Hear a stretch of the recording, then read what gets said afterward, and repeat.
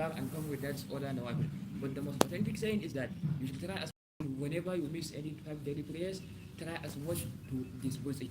And by istighfar and also follow by sunnah. The reason why the ulama they said you can do that, وَلَمَا يَحْسَبُ اللَّهُ الْعَبْدِ يَوْمَ الْقِيَامَةِ صَلَاتُهُ.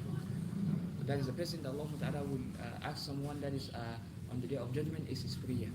If it is authentic, that is the prayer is okay, then he became a loser and he became that is deluded individual. So in that case, you should try as much as possible whenever you miss prayer, that is try to dispose the prayer. Go that is for istighfar and also go for other involuntary prayers because Allah also make mention Allah will fulfill that is to his ummah, that is to some of their portion of their prayer that they miss with their voluntary prayers. That's why sunnah prayers are very important. So try to dispose the prayer first and also go for istighfar. Go for that is the involuntary prayers. Now, in case of semen, for example, semen or cloth gets affected by semen. After the semen gets dried out, can we just rub it and come for prayer? It happens to the Messenger of Allah, peace and mercy of Allah be upon him. Hadith narrated by Imam Muslim, he said Muslim, and also hadith narrated by Imam Bukhari also in Muslim Imam Ahmad. And Nana Aisha radiallahu anha, she said that sometimes I used to see that is the position of the semen in the cloth of the Messenger of Allah, peace and mercy of Allah be upon him. And she said that sometimes I used to use my fingers, fingernails, that is to rub it with that. So according to that, the fuqaha they said that they are saying if the Messenger of Allah will pray with the clothing that contain that is that dried semen, so it is indicating that semen is not a najasa. And that is the reason why if for example you discover that you are ritually impure, that for example you have a kind of wet dream, for example, so there is a condition that you will use the form of tayammum, that is to use the sun, that is if there is no water. جنبا and Allah subhanahu wa ta'ala وَلَمْ تَجِدُوا مَاءً فَتَيَمَّمُوا سَعِيدًا طَيِّبًا. If you do not get water, then you should سَعِيدًا طَيِّبًا. If you said Sa'id, according to Fuqaha, they said Sa'id contained the soil, that is the sand, the clay, that is an other that is like a tub. According to some of the Fuqaha, a tub that is like block portion, the block that is made up of that is clay or sand. So you can do that is the tayammum with that as far as if there is no water. Or for example, you are not able to use the water because of their, like for example, condition like because of the winter or other issues, inshallah. So, no. But there is an issue about smell. If we rub it with our hand, but there is smell. No. Now, according to that, the rabbit, we are not saying that you shouldn't wash your clothing, but suppose you pray and you discover that there is cement in your clothes, your prayer is invalid. You get it? So you use your hand, like for example, for you just to allow the cement to dry every time whenever you are actually impure, you will not wash your clothing. No. The Messenger of Allah make mention that he said that he make mention that at-tuhuru shatrul iman. Purity is one portion of iman. Shatr means it can take half portion of iman. So you have to maintain that is at-tuhur, purity, sanctification. You have to make sure that you purify your clothing. Now, inshallah. Brother, in the case of there was two types. Now one is al-madi or one is al-mani. Yeah. In the case of al-madi, it is mandatory to wash our clothes and then do wuzu again. Now, the difference between al-mani and wazi, we know even from their features. Like for example, mani is the kind of that is a fluid that is normally it has color. It's like milky in color, for example, and it is not that is as lenient as that is mazi. So as for the mani, you have to perform ritual bath. But as for the mazi, Allah commanded, that is Ali radiallahu an, as the hadith narrated by Imam Bukhari, also Imam Muslim narrated the hadith. Ali radiallahu an was a kind of person that he usually used to pass out mazi. Mazi is a kind of that is a fluid that is used to come out from the body of that is individual.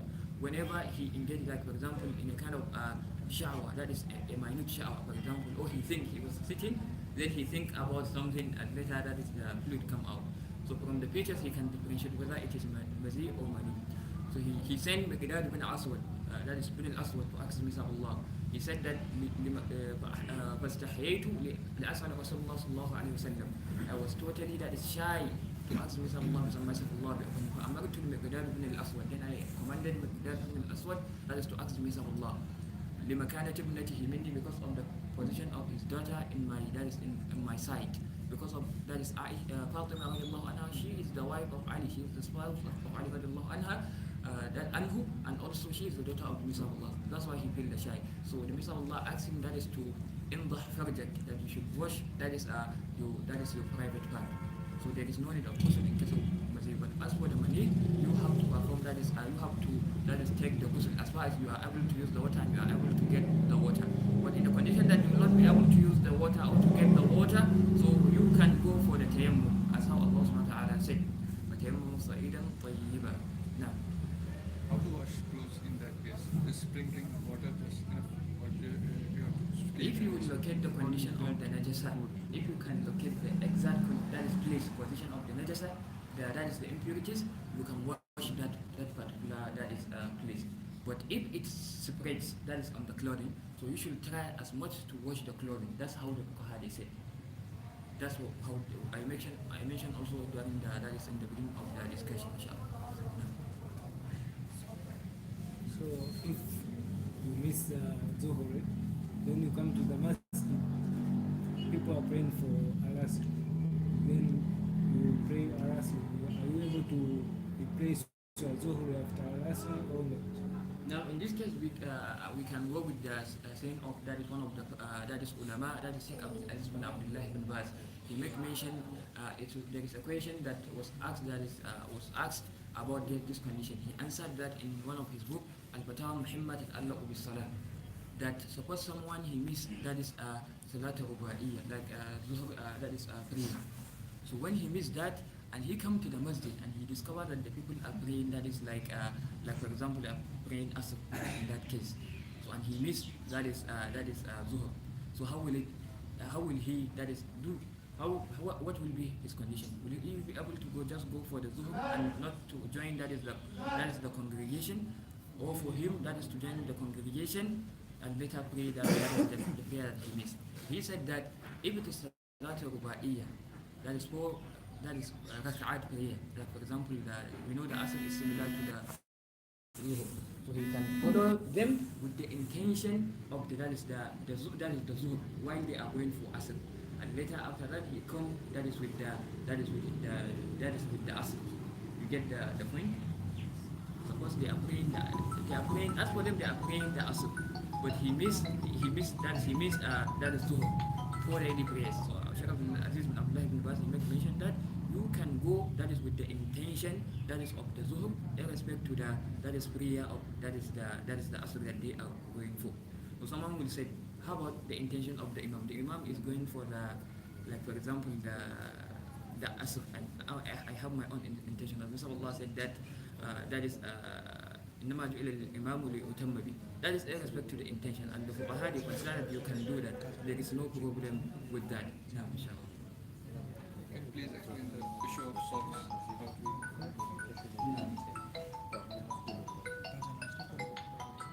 Now, for the issue of the socks, our that is Allah has already made mention about the point. He made mention that you can wipe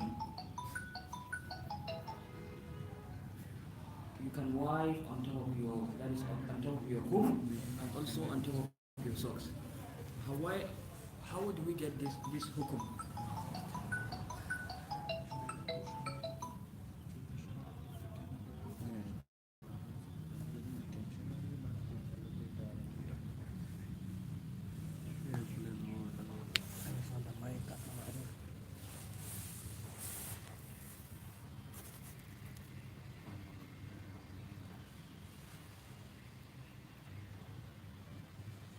How do we get this hukum? Is because from the hadith of Mughira bin Shu'bah.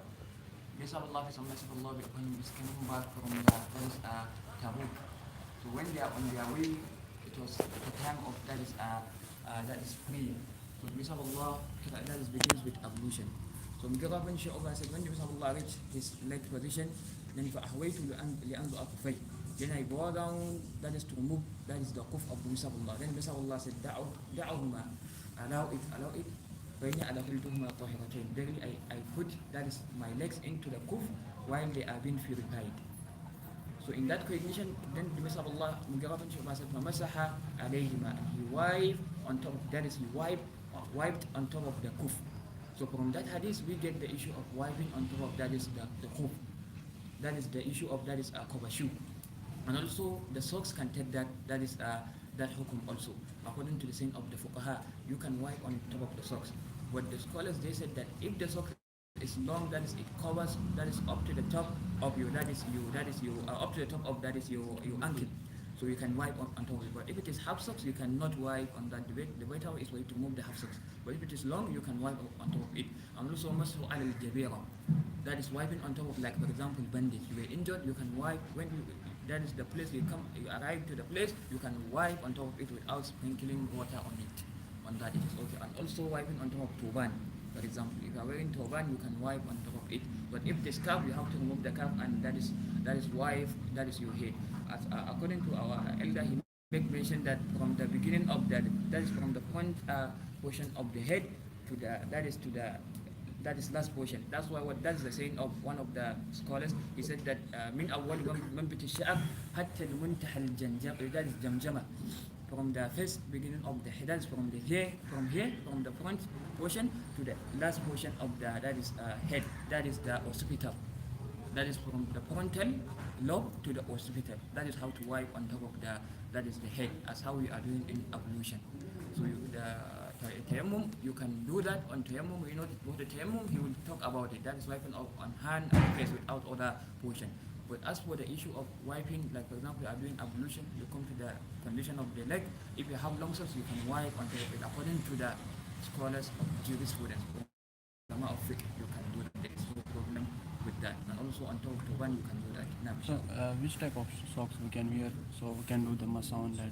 like What thickness? leather one, like for example leather one, oh it is long that you will be, it is hard for you to move it. Can I do masa on this type No, of socks? you can But wipe on but you top. can see the thickness of this sock. The thickness does not matter. Okay. Does not matter. Maybe if the socks is cutted like this, then Like for example, if it is had deficiency, like for example like this. If you wish, if it is easy for you to remove it, then you can, you can remove it too. That is to wash your leg. And the reason, because Islam is easy. Islam is an easy religion. That's why the Messenger of Allah said that in the deen yusr, that very religion is easy. ولا يشهد هذا الدين إلا غلبه إلا غلبه another إلا غلبه عليه. That nobody will make this religion to be hard except it overcome him. It is except it, that is it scale through that is through him. So that's why in this case you have to make sure that it's either for you to wash your leg if you are capable of doing that, or if you are not capable, to wipe on top of that is the kuf, leather socks or normal socks. The thickness does not matter. What we are looking is that if it is hard for you to, that is to wash the leg, or if it is hard for you to remove, that is shoe. You can, one of the reasons for that strengthening that hukum is the hadith that I mentioned earlier in Sunnah Abi Dawud, that Messenger of Allah said, whenever one of you is coming to the masjid, he should look toward his shoe. If there is najasa on it, he should, that is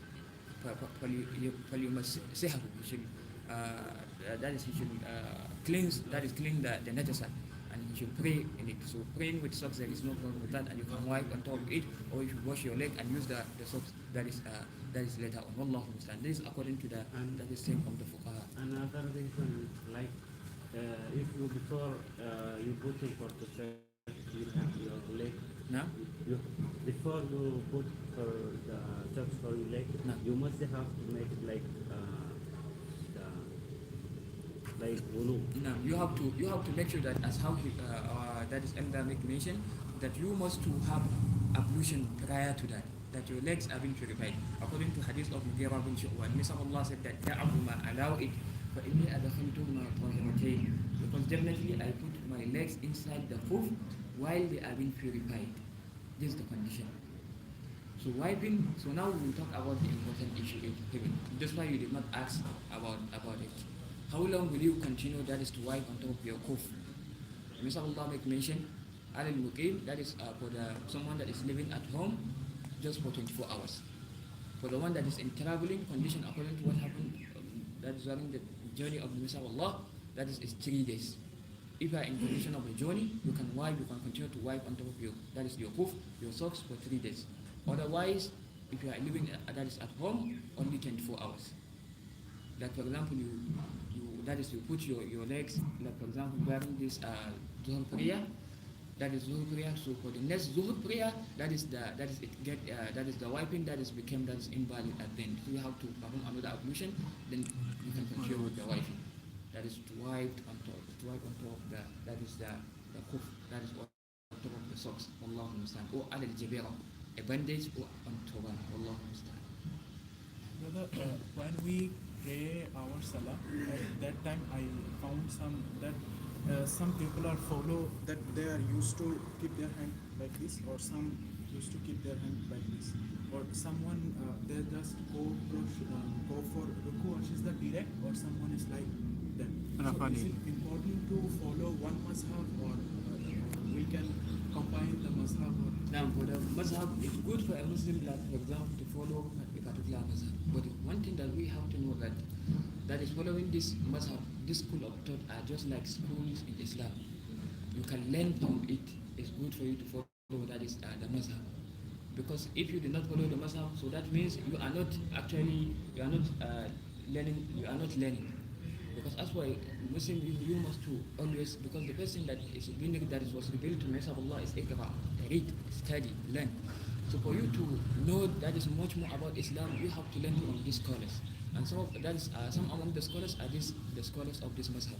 Like for example, Abu Hanifa, Imam Malik, that is Imam Imam Shafi, and Imam Ahmad.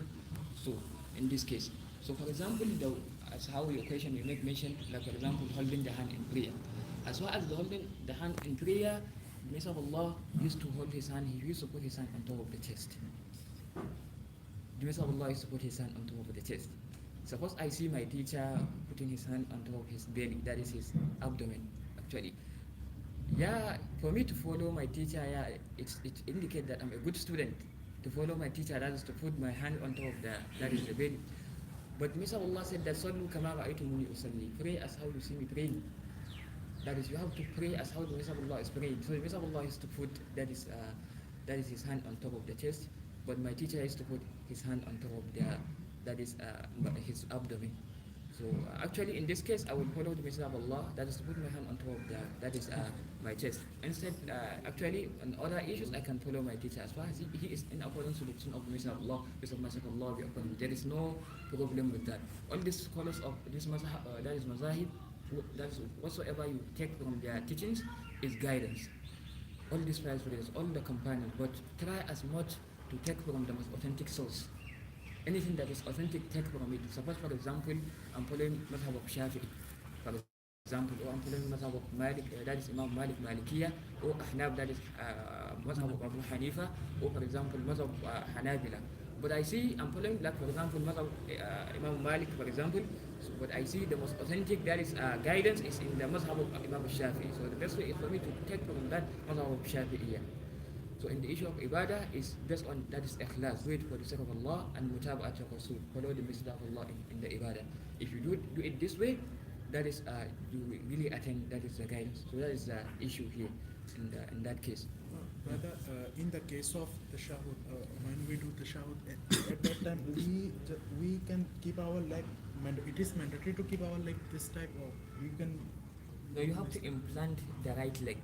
You have to implant the right leg. Yeah, the right leg. It is mandatory to put this. Yeah, it is mandatory. As how the Messiah of Allah used to do. Or if if we face some problem in our finger, then we can put it Then down. that means there is the ruga. So there is an excuse on that.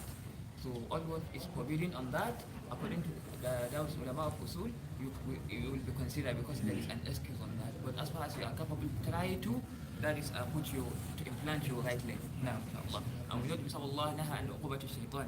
He warned against sitting of a devil. The ulama of fiqh, they make mention sitting of a devil is for you to put, that is to implant all your legs and sit down, that is on top of the ground. So the Messiah of Allah used to put, that is sit down on top of his left leg and implant his right leg. And that is in the first tashahhud. In the second one, he used to spread his left leg and he used to implant his right leg. That is to sit down, that is his body here will touch the ground, while that is his leg is under the right leg. That is for the second tashahhud. For the first one, like this. For the second one, like this. If the salah contains that is two tashahhud. So how about the other sitting? Like for example, someone that will do the tashahhud. Don't try as much that is to do the tashahhud like this. Try that is whenever you want to do the tashahhud, do it in accordance with the prayer of the Messenger of Allah. But according to the fuqaha, they said suppose if it is in between the prostration, that is the sajda, you can sit, that is you raise up from the sajda before going to another sajda, you can sit like this. But in tashahhud, you must to do it, that is in that way. Sitting But on the Imam right Shafi leg. is like this. Now? Imam Shafi Yeah. is like this. That's how people claim, but there is no any authentic source from Imam Shafi that he said you should do it the tashahhud like this. It is like that, really. No, it is one thing now, inshallah. Now, one thing that we should understand is that it is not anybody that says that this is from this mazhab that you should consider as from this mazhab. There are many claims that they are saying, like for example, the mazhab of Imam Malik, they said that some of the people they are releasing their hands in prayer. They are not even doing the up. So you see, they are not really, but they are saying that Imam Malik used to release his hands. And even Abdul Barr mentioned in one of his books that Imam Malik used to, that is to come. It is only once in his lifetime that he releases his hand.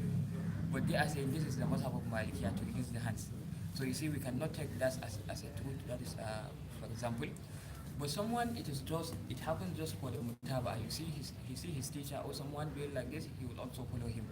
So whatsoever will do in ibadah, try to, that is to compare it with the ibadah of the Messenger of Allah, peace and mercy of Allah be upon him. No, I said if we do like this, what is the problem? In between sujood, like for example, the scholars of jurisprudence said if someone sits like this in between sujood, there is no problem with that.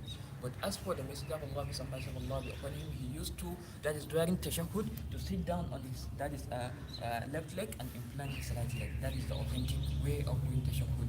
But if you do like this, you can't wake up.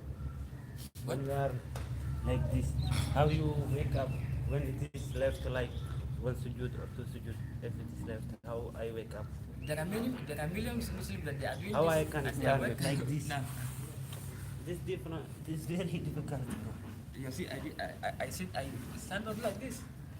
If you are not capable, then there is excuse on that. No, I said if it is last sujood, last sujood, we can do like this. No problem. Not issue. But maybe like it is left to like two rak'ah. How it is so difficult to stand like. You see, It it's takes basically, time. it's maybe because you make that to be habit, to be your own habit, like for example, do it like this, that's why you find this to be, that is difficult for you. But I think for, there are many people that they used to do according to prayer of Allah. It is very simple. Just to sit on your, that is left leg, implant your right leg, so that when you are going to stand, you can stand.